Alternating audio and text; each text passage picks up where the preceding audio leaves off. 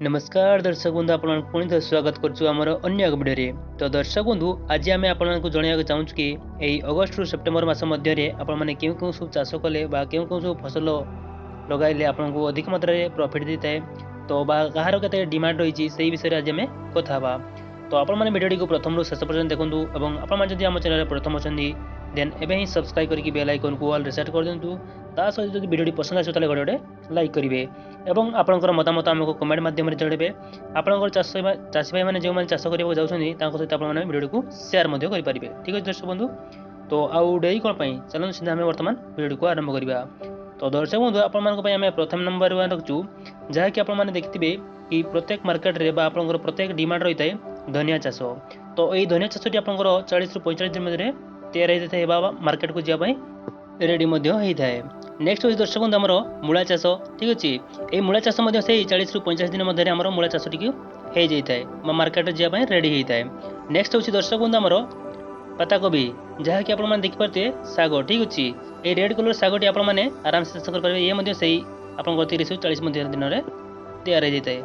Next होछि दर्शक बंधु आपण मानको पई हमें रखिछु कि कबी साग। ठीक अछि, ए कबी चाष को मध्ये आपण माने आराम से करि परिबे।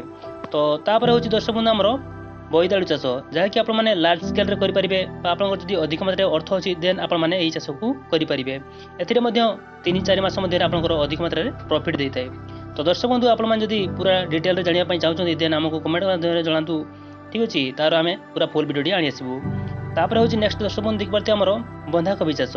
तो एई बंधा कोबी चाष को आपण माने कि परि भाबरे करिवे तार फुल प्रणाली जदि आपण माने चाहउछन निहाते भाबरे हमको कमेंट करिकि जणाइबे देन हमें तार फुल वीडियो आमे आनी देबु। ठीक अछि, तो वर्तमान आम सर्टकट आपण मानक पई आमे सब बा गेहूं चाष करिवे ता आमे आपण जणाई दउचु।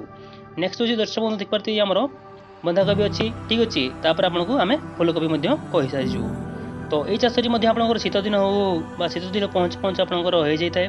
तो याक मध्ये आपण माने मार्केट रे 80 रु 90 मध्ये बा 80 रु 100 केजी पिछा आपण माने आराम से बिक्री करि परिबे।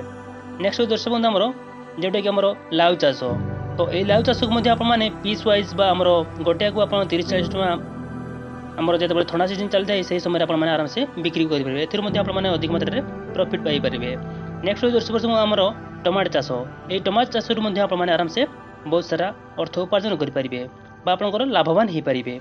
ठीक अछि, एई परि भाबरे आपनकर जदि आहुरी जदि जानिया पई चाहउछंती बा हमर एई अगस्त रु सेप्टेम्बर मास मध्ये केउ सब चाष करा जाय ताहाले हमकु निहाते भाबरे कमेंट रे जणांतु। नेक्स्ट होछि आमे शेष रे रखछु दर्शक बंधु जहा कि हमर लंका चाष। एई लंका चाषटी आपनकर देखथिय दर्शक बंधु हमरो केजी पिछा हमरो 200 टका पाखापाखि पहुंच जाय थाए। तो एई वीडियोटी आपण मानकु किपरि लागिला ताहा हमकु कमेंट माध्यम रे निहाते भाबरे जणाइबे दर्शक बंधु। तो देखाब दर्शक बंधु नेक्स्ट वीडियो रे। जय जगन्नाथ, नमस्कार, विदाय नउछु।